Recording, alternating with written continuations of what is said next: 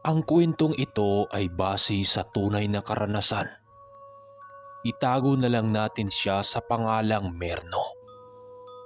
Walang insaktong taon. Bakulod. Itong mga panahon na ito, nasa edad 12 pa lamang itong si Merno at mula siya sa angkan ng mga antingerong mananabong sa lugar. Oo, tama ang narinig nyo. Angkan sila ng mga antingero. Ginagamit ang kakayanan sa mga sugal at tagisan ng mga karga. Anak siya ng kilalang antingerong si Kamlon at ang lolo naman niya ay ang kilalang sinuli ng Bakulod. Nagsimula ang mundo ni Merno sa mundo ng mga magsasabong noong nasa edad 12 pa lamang siya.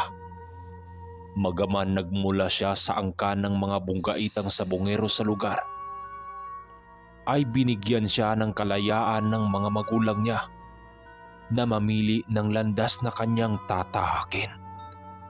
Ngunit pinili ni Merno na sundan ang yapak ng lolo niyang sinuli at ang isa sa mga gamit na nakukuha niya ay ang mutya ng alitaptap.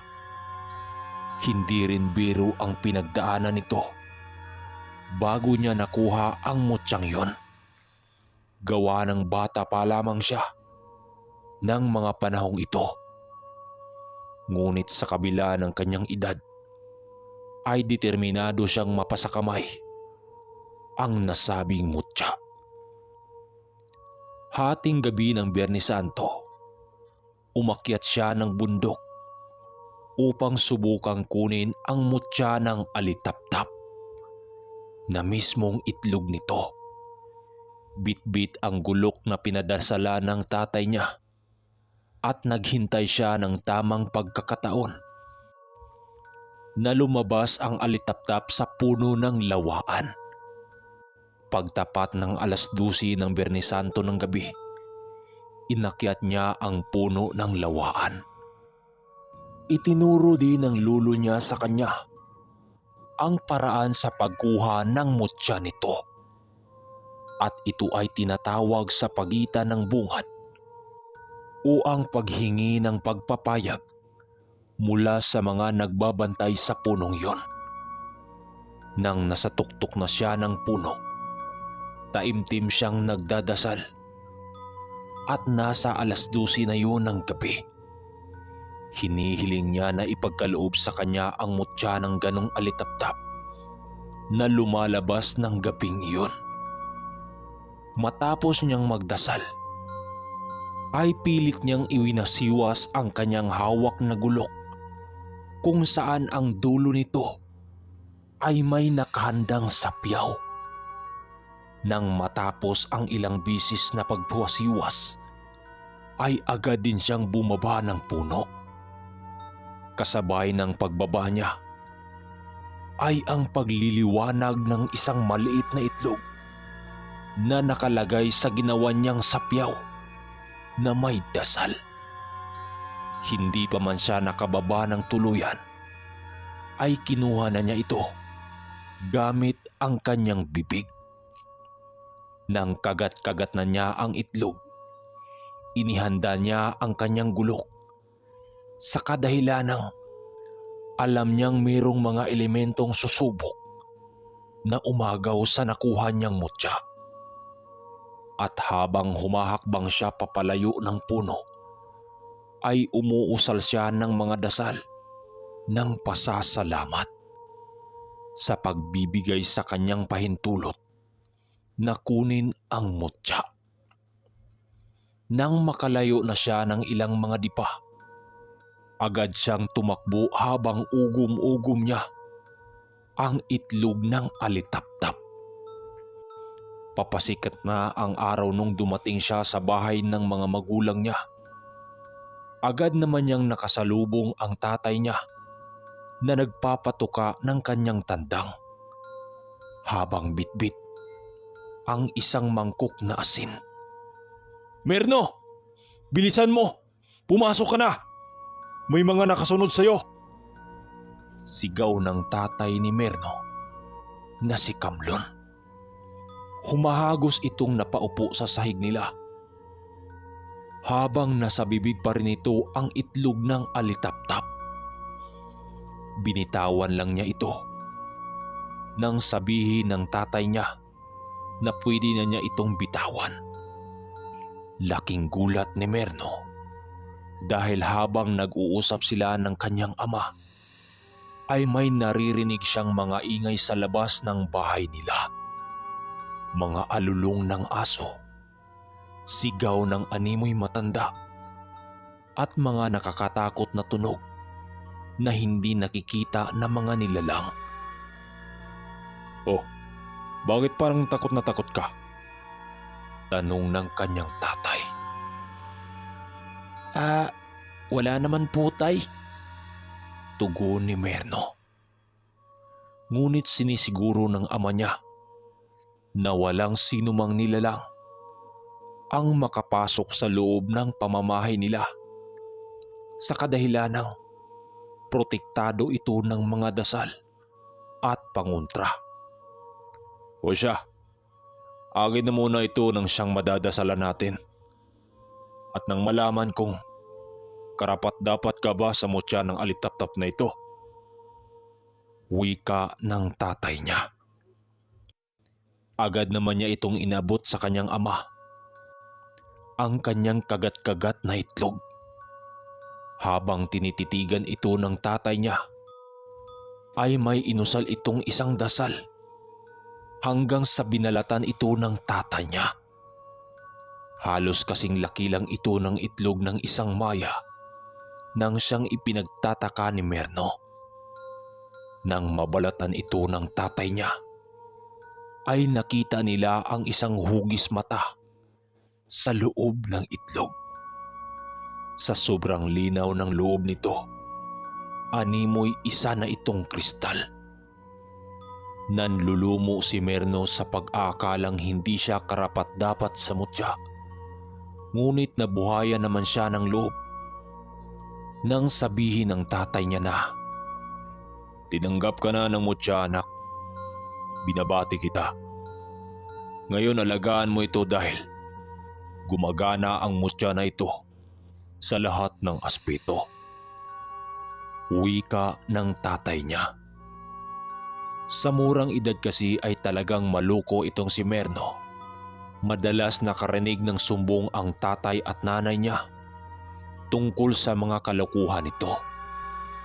Isa nga sa mga kalokohang ginawa nito ay ang pinagdugtong niya ang tali ng mga manok ng kapitbahay nila. Ang dahilan niya kung bakit ginawa niya ang bagay na yon ay hinayaan ng mga kapitbahay nila ang mga aso nitong habulin ang mga alaga nilang kambing at pinatay pa. Hindi naman masisisi ng tatay niya itong si Merno noong mga panahong yon. Gawa ng may dahilan din naman ang bata. Sa paglipas ng panahon, pagtungtong ni Merno sa edad na 16, ay mas naging mahusay siya sa lihim na karunungan. Natuto na din siya ng iba't ibang mga dasal pangkumbate at minsan na din niya itong nasubukan sa mga pasugalan. Isang araw noon nadapo sila ng tatay niya sa pasabong at may nakalaban silang mga antingero, manadabong na dumayo sa sabungan na yon. Grabe yung bakbakan nung araw na yon dahil kadalasan sa mga naglalaban may mga kargang taglay. "Tay, may pag-asa bang manalo itong tandang na hawak natin? Malayo ang mga itsura nito kumpara sa mga kalabang nating dayo eh," tanong ni Merno. "Merno, bilang isang sabungero, hindi dapat ganyan ang tanong mo. Ang isipin mo ay kung papaano mo sila matatalo. Lagi mong tatandaan na ang ganitong problema ay dapat mong hanapan ng solusyon at hindi lutasin ang isa pang problema. Tingnan mo yung mga tiyuhin mo. mapamambabarang ay walang sinasanto. Wika ng tatay niya. Agad nitong inutusan si Merno na ihanda ang mga gagamitin nilang mga tari sa manok. Habang nagsasagawa ng tari ang tatay niya sa manok, matyaga siyang naghihintay sa bawat galaw nito. Hanggang sa napansin niya ang isang kakaibang insekto na gumagapang sa paa ng tatay niya. "Tay, ano yung gumagapang sa paa mo?" Wika ni Merno. "Yan ang inutusan ng mga kalaban natin upang sipatin ang mga sekreto natin. Pero kahit anong gawin ng may-ari niyan, hindi niya malalaman kung ano ang ginagamit nating mga dasal o mutya." Wika ng tatay niya. Matapos nitong makapagsalita, hinayaan lang naman ito ng ama niya. At nang matapos na ang pagkabit dito ng tari, doon pa lamang ito inusisa ng ama niya ang nakita nilang alakdang insekto. Hindi ito pagmamayari ng mga antingero, kundi inutusan ito ng mga barang na nandito. Wika ng ama niya. Agad nitong kinuha ang insekto at kaagad tiningnan ang mga paa nito. Agad naman itong nakumpirma ng ama niya na inutusan nga ito ng mga mambabarang na naroon sa sabungang yun, sa kadahilanang may nakataling sinulid sa paa ng insekto at nababalot na ito ng dugo na nangungulugan na ang insektong yun ay nagmula na sa katawan ng mga manok na nadali ng mambabarang. Ibig sabihin, marami nang natalo ang mambabarang na nasa paligid nila. Agad isinilid ni Merno ang insektong yun sa isang garapon at sinabihan si Merno ng kanyang ama na bantayang maigi ang ilan nilang mga manok. Dahil sa pamagitan nun ay mahulaan nila kung sino ang mambabarang na nasa kanilang paligid. Makalipas ang ilang mga minuto, nasa loob na ng ruweda ang tatay niya. Maigi naman itong pinagmasdan ni Merno upang sipatin ang mga kalaban ng ama niya. Sa sandaling nakita ni Merno ang maging katapat ng itay niya, alam na niya na ito na ang mambabarang na kanilang tinitiktikan kanina. Nakangisi itong nakatitig sa ama niya na para bang may gagawing hindi kaaya-aya. "Ikarga mo na ang lahat na nakalap mo sa gubat, Kamlon. Sabi ko na nga ba? Ikaw na naman ang nakahuli sa alaga ko. Uwi ka ngayong walang dalang manok kahit ni isa." Wika ng mambabarang na nakatapat ng itay niya. "Sige, para magkaalaman na tayo," sagot naman ng ama niya. "Matagal na ba yung alitan niyo, Kamlon? Baka hanggang dito hindi ka pa rin makakabawi." Pang-asar naman ng sentensyador ng sabungan. Maya-maya pa ay sabay ngang binitawan ang mga manok sa lupa. Sa unang pagsanggaan pa lamang ng mga tandang, alam ni Mernong tagilid na ang kanilang pambato. Tila ba nanghihina ang kanilang alaga na animoy wala sa kondisyon ang pangangatawan nito nang siyang ipinagtataka nilang mag-ama. Dahil nung hindi pa nila ito isinabak sa labanan, ang lakas ng pangangatawan ng alaga nila. Pero nung nakatapak na ito ng ruweda, ay biglang nag-iba ang ihip ng hangin. Napuno ng kaba itong si Merno at sa takot na baka nakontra na ito ng kanilang nakalaban. Nang halos mapaluhod na ang kanilang pambato, Halos hindi na mapigilan ni Merno ang kanyang sarili dahil alam nilang mag-ama na sa oras na matalo sila ng kanilang kalaban ay hindi na rin nila mapipigilan ang pambabarang nito sa kanila. Ang sabi ni Merno sa kanyang isipan, wala na. Tuluyan na silang mapapangimbabawan ng kanilang kalaban. Hanggang sa napag-isip-isip niyang magpakawala ng mga usal sa hangin. Habang bitbit niya ang mutya ng alitaptap, nag-usal siya ng 7 dasal at pinakawalan sa hangin. Nang ginawa ito ni Merno, bigla na lang bumagsak ang kalabang manok ng kalaban habang kasalukuyan itong inatake ang kanilang pambato. Dahil sa ginawa ni Merno, hindi naramdaman ng kalaban ang bagong espiritu ng hangin na bumangga sa kanilang pambato. Pagkalas ng mga salamangka ng mambabarang ay ang pagkamatay ng pambato nitong manok.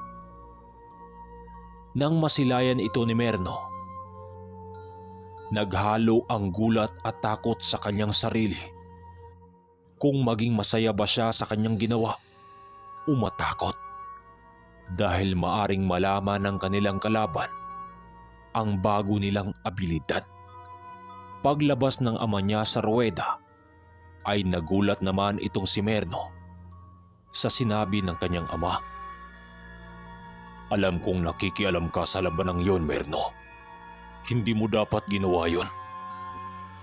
Dahil maaring matiktikan ng mga kalaban natin ang taglay-taglay mo. Sana lang may taglay na pambulag yang tangan mo. Dahil kung hindi, pareho tayong mapapahamak. Kaya ko namang talunin yun eh. Sinadya ko lamang na pinatagal ang laban. Kaya ko namang talunin yun eh. Sinadya ko lang na pinatagal ang laban. Dahil gusto kong ipapalasap sa mga kalaban natin ang bagsik ng pinakawalan kong gamit. Pasensya na, tay. Akala ko kasi matatalo na tayo. Kaya ako nagawa ang mga bagay na yon. Sagot naman ni Merno. Makalipas ang ilang mga oras, doon na pagtanto ng ama niya na hindi nagawa ng mga kalaban nila na mahulaan kung ano yung tangan ni Merno. Kapag nalaman kasi yun ng kapwa nila sa bungero, ay hindi malabong matatalo sila sa susunod nilang mga laban. Pero hindi yun ang nangyari. Halos 3 sunod-sunod pa nga ang pagkapanalo nila Merno ng mga oras na yon. Sa lumipas na mga araw o buwan, ay ganun na lamang ang pamamayagpag nila Merno. Ngunit sa hindi nila inaasahan, may darating palang pagsubok sa kanilang mag-ama na hindi nila malilimutan. Isang araw, habang abala sila ng kanyang ama sa mumunti nilang manukan, dumating sa kanilang bahay ang asawa ng kapatid ng ama niya na tiyahin nitong si Merno. Mangyak-ngiyak itong nakiusap sa ama niya na kung pwede pakitulungan yung asawa niya dahil dinapuan ito ng karamdaman na hindi nila matukoy kung ano. Matapos nitong makiusap sa kanila, sinabihan naman ito ng ama niyang umuwi na sa kanilang bahay. Dahil susunod sila dito, makalipas lamang ang ilang sandali. Nang makapaghanda na sila, tumungo na nga silang mag-ama sa bahay ng tiyuhin niya. Pagdating nila sa bahay nito, nagulantang silang mag-ama dahil halos mapuno ng malalaking langaw ang silid ng kapatid ng ama niya. Silso, hindi ka gagaling kung hindi namin mapapatay ang mambabarang o mapapasuko ito. Hinay-hinay lang kasi. Malakas ang taglay mo pero mahina ang pandipinsa nito. Pero sa ngayon ligtas ka na dahil sa mga dasal na ibinalot ko sa katawan mo. Pansamantala, doon na muna kayo sa bahay ko para mabantayan ka ng mabuti. Para hindi ka na magalaw ng kung sino mang mambabarang ang may gawa nito sa'yo. Wika ng ama niya.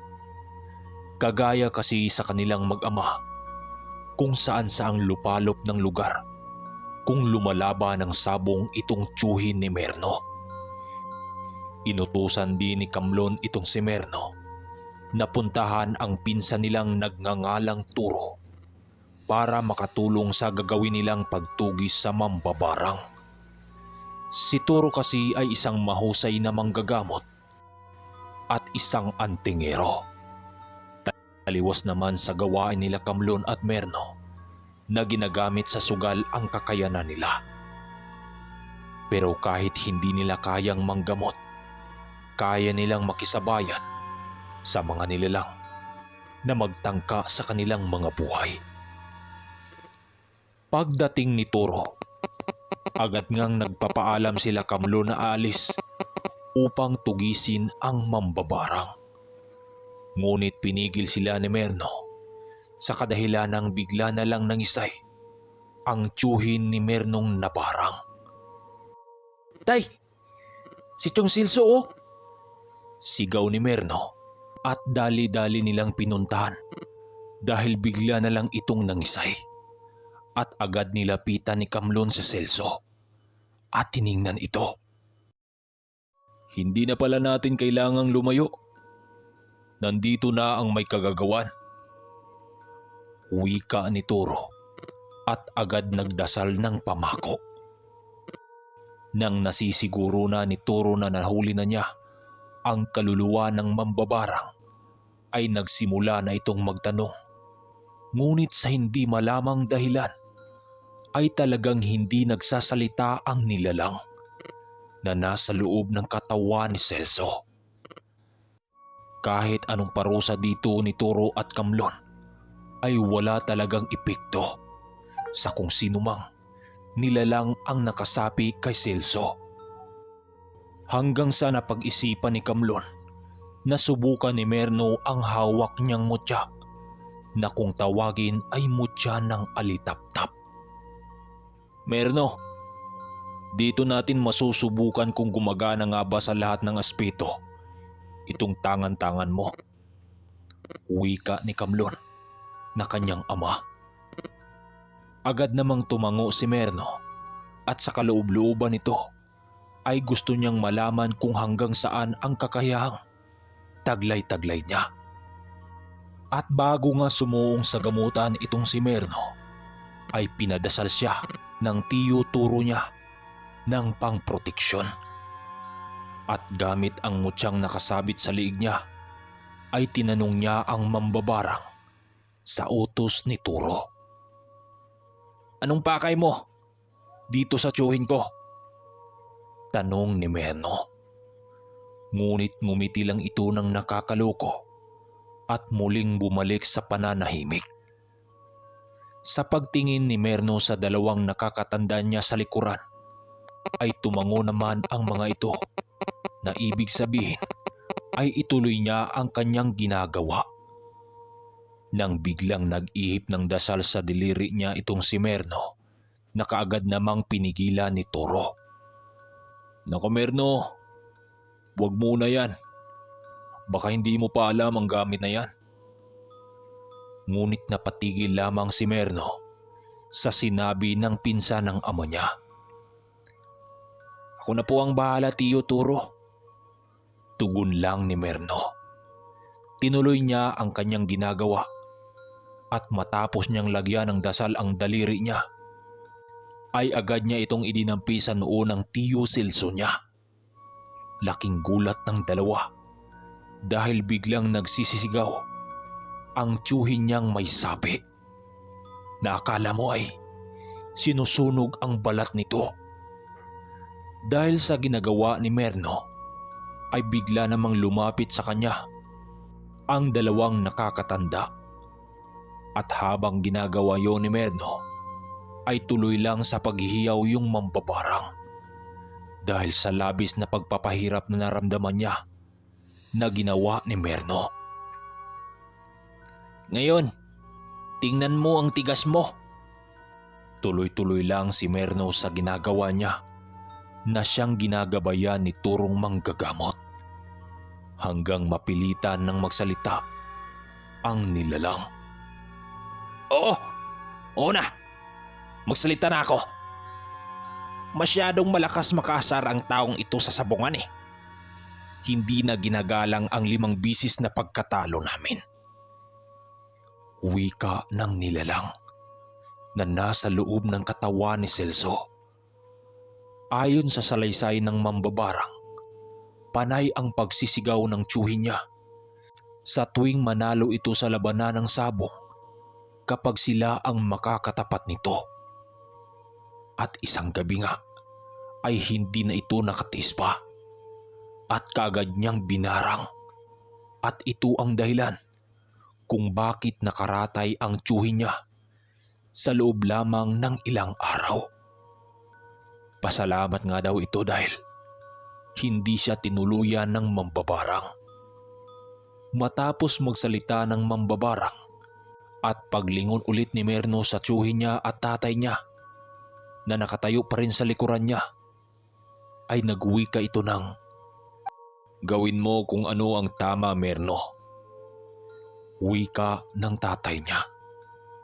Inutusan niya ito na kunin ang tinatanim ng mambabarang sa katawan ng tiyo Celso niya. At sumunod naman yon. Pagkatapos nitong mag-alis ng mga tinatanim niya, ay hiniling niya dito kay Merno na pakawalan siya. Pero hindi sumang-ayon si Merno dito. Sa halip ay ginilitan niya ng liig ang pasyente gamit ang kanyang daliri. Sa sandaling yon, ang paningin ni Kamlon sa anak niya ay tila ba isa na itong bantog na manggagamot. At sa harapan nila Kamlon ay nangisay ang katawan ni Celso at nawalan din ito ng malay. Pagising nito ay kagad naman siyang tinanong ni Merno kung ano ang naaalala niya. Ngunit wala itong matandaan sa mga nangyari. Pinagpahinga muna nila ito bago pauwiin at binigyan din nila ito ng mga pangontra sa tulong na rin ni Toro. Ang buong akala nila ay tapos na ang pangyayaring yon. Dahil sa paglipas ng panahon, nanumbalik naman ang katawan ni Celso sa dati. Sa madaling sabi, ay gumaling nga ito. Ngunit makalipas pa ang ilang buwan, si Merno ang binalikan ng pamilya ng mga mambabarang. Napag-alaman nila na sa pamilya ng mambabarang na yon, hindi lang nag-iisa ang may aral sa kaliwa. Gawa ng pati pala ang asawa nito ay maraming alam, maliban pa sa pagiging mambabarang ay isa din pala itong binabantog na aswang sa kanilang lugar. Sa tinatagal-tagal nila Merno sa larangan ng sabong, hindi pa sila natatalo. Ayon pa sa kanila, kung hindi nila ipapadala sa ibang tao ang manok nila, malamang hindi sila lalabanan ng mga magsasabong. Literal na kinakatakutan silang mga sabongero. Pero may pangyayaring hindi nila lubos akalain. Dahil sa huling laban nila, lahat na kanilang dalang manok na idinayo sa isang baryong hindi nila gamay, ay lahat ng yon ay namatay. Tinalo sila at ang katawan ng mga pambato nila, animoy binutas-butas ito ng kung anong nilalang. Hindi tari ang may gawa nun. At habang sinisipat-sipat ni Merno ang katawan ng mga manok nila, may isang hindi kilalang lalaki ang dumaan sa kanilang likod na nagsasalita ng, "Balang araw, magiging ganyan din ang katawan mo, iho." So mga karmitanyo, hanggang dito na muna ang ating kwento. At isusunod natin ang finale ng ating kwentong ito. Sa mga hindi pa nakapag-subscribe, ay huwag niyong kalimutang mag-subscribe at mag-like